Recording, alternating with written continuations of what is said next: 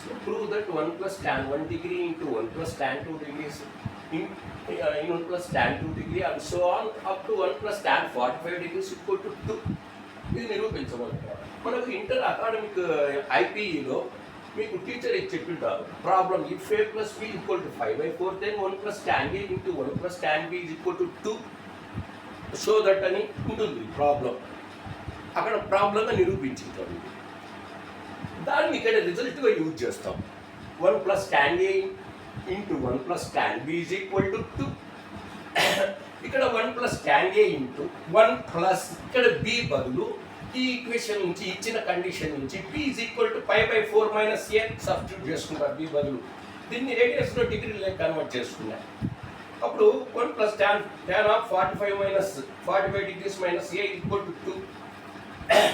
ఇది ఈ ఈక్వేషన్లో ఈ ఏ బదులు 1 డిగ్రీ నుంచి అప్ టు 20 డిగ్రీస్ 22 డిగ్రీస్ వరకు సబ్స్టిట్యూట్ చేస్తాం.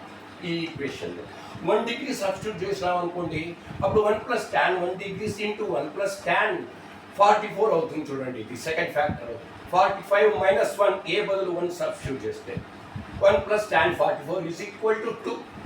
నెక్స్ట్ దీంట్లో 2 సబ్స్టిట్యూట్ చేసినాను అనుకోండి, 1 plus tan 2 degrees into 1 plus tan 45 minus 2 అంటే 43. ఇది ఈజ్ ఈక్వల్ టు 2.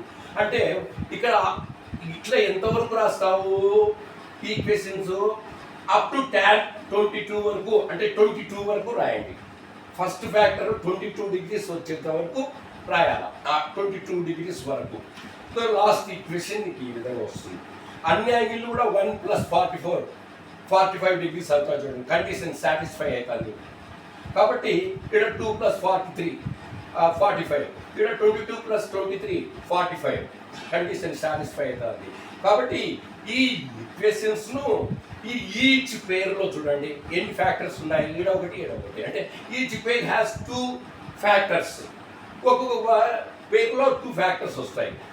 ఈ 4 ఫ్యాక్టర్స్ ఒక్కొక్క పేర్లో 2 ఫ్యాక్టర్స్ మొత్తం కలిపి మొత్తం ఎన్ని ఫ్యాక్టర్స్ అయితే 22 ఇంటూ 2 44 ఫ్యాక్టర్స్ అయితే ఒక ఫ్యాక్టర్ మిగులుతుంది మనకు.